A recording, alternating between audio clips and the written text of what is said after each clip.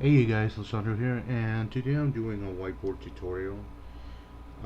So basically, this is a concept that I have while kind of evaluating some things on economy. So let's pretty much just get started. So we all know that um, everything has its cost. Everything has its particular cost involved. All right.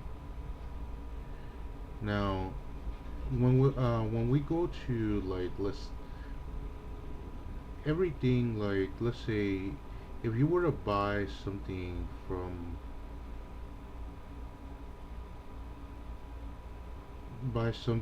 a factory, okay, this is not including the store, this is not in, in including the store whatsoever.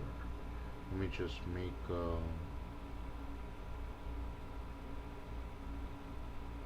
mart. Okay, and there's some um, mart. Okay, we all know that this one produces, let's say, product P, okay, and it goes here to the store to be bought by regular old you, okay. Man, I can't draw for shit, okay. You buy it and whatever, okay. So you let's say okay, and this is via company C, okay. This is company C. Now we all know that you pay X amount of dollar. Company pays X amount of dollars for production plus the the revenue they're gonna be getting and all. Okay, that's the extra bit that the income that the company's gonna get. So this is the production. This is what the company gets. Okay, so this is pretty much what you would pay if you were to buy directly from the factory. Okay, but instead, since we buy it from from a from a store, here's what happens. You pretty much pay this. You you paid company cost. You pay the revenue, but you also pay other stuff. Like for example, you also pay uh, for transportation to getting the product from one place to from the factory to the store, which is the cost of transporting it to your to the store, which is happens to be close by. Okay, and this is from company C. Okay, you also have to pay like a revenue the cost for the cost of the store. Okay, all the let me go ahead and erase this and kind of try to draw it out better. Okay, I really um, hate dealing with this. Okay, so revenue from C. Okay, TR for transportation. Uh, revenue from actually this should be this should also include, like for example, costs for like the store to the cost for the stores to be there, you know, because usually when store chains open, they usually rent the places, the locals. They don't buy it because it's not. In reality, um, it's not even worth like buying a property if it's you're gonna have a store chain that probably may or may not exist within a certain time and all. And also it's too much for the company to pay to buy a particular property because it is not good to start off to begin with and all. But anyway, um,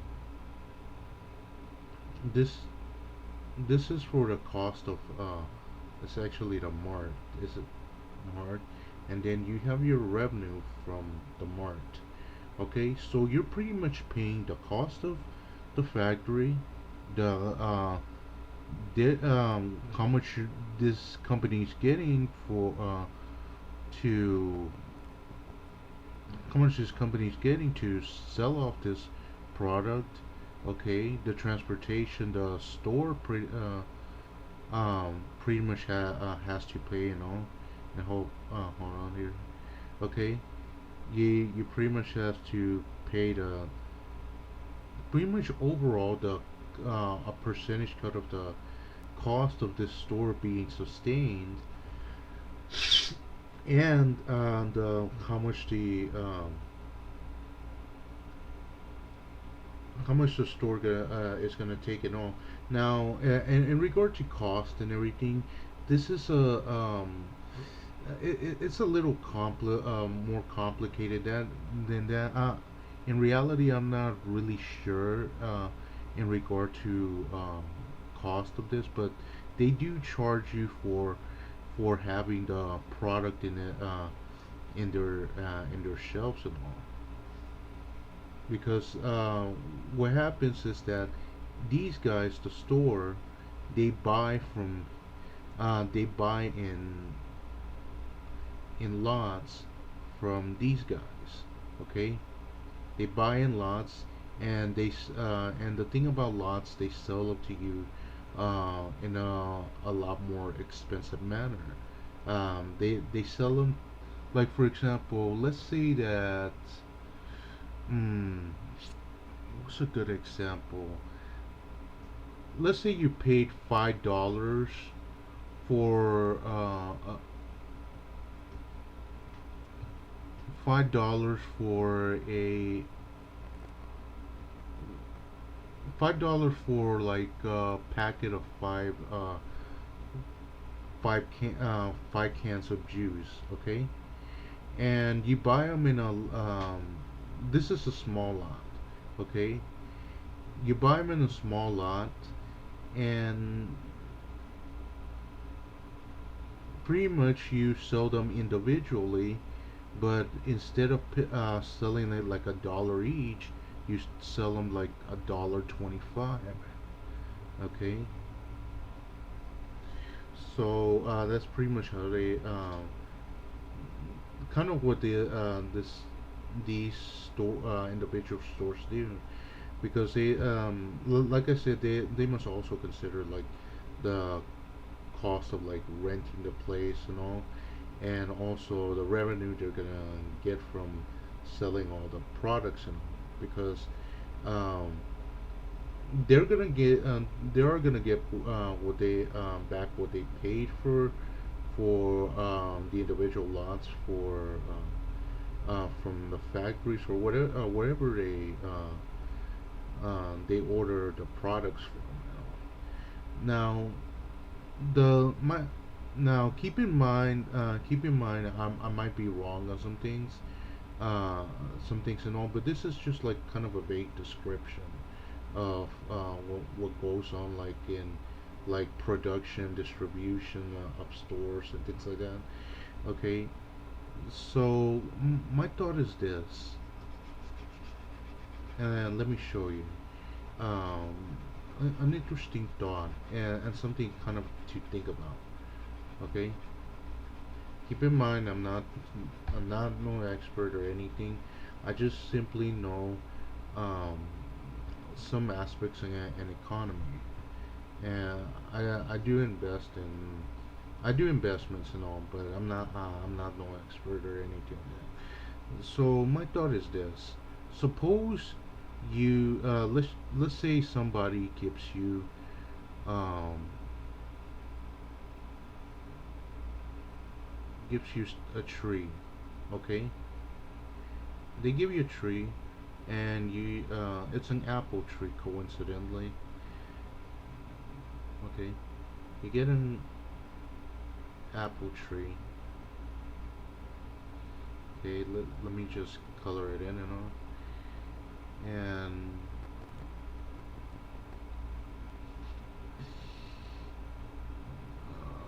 you'll get the you'll pretty much get the idea. Okay, so you'll color it in. Okay, I already colored it in actually where I said it. Okay, so anyway, I was thinking. Okay, you get this tree. Okay, let's say you get like 10 apples. Okay, 10 apples. Okay, okay, 10 apples. Okay, you get 10 apples. You sell them like at $1 each. Okay, so pretty much you get like a total of $10. Okay, from selling these apples. Okay, let's say you sell them off to from person A to person B. Okay, now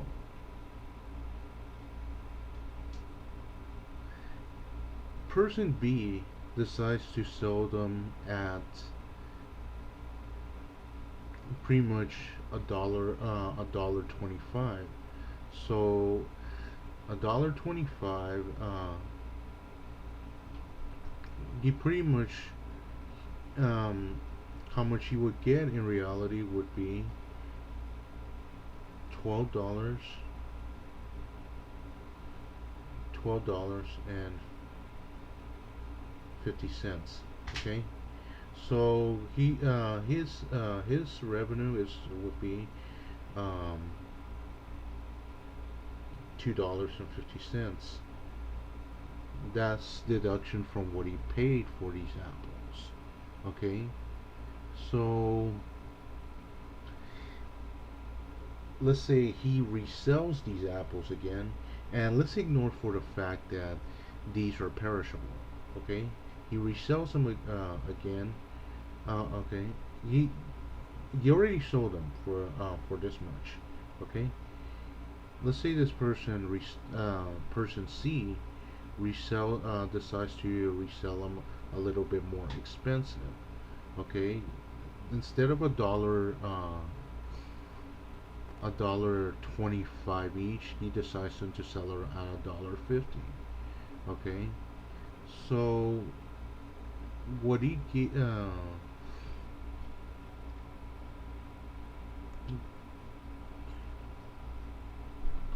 so what he gets pretty much is $15. Okay, he gets uh, he gets $15 for it. Okay, okay, $15. Okay, take that away. How much he paid for it initially, and again you have the same um, $2.50. Okay, now let me ask you this. Let's say that, uh, for example, that this continues on in a series. Okay, somebody you they continue to resell from person A, let's say to hypothetical person Z. Okay, let's say they continue on. Okay, and it gets to a point where it gets really um, expensive. Okay, it gets really expensive. Let's say for I don't know how much it is, but this Z is just an example. Let's say that the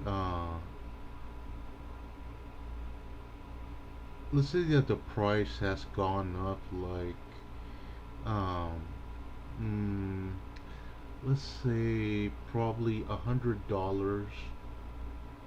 for 10 apples. So pretty much every apple is worth $10. Okay? My question is this. Let's say instead it was like $1,000. Okay? Okay? $1,000 for 10 apples. Or $10,000 um,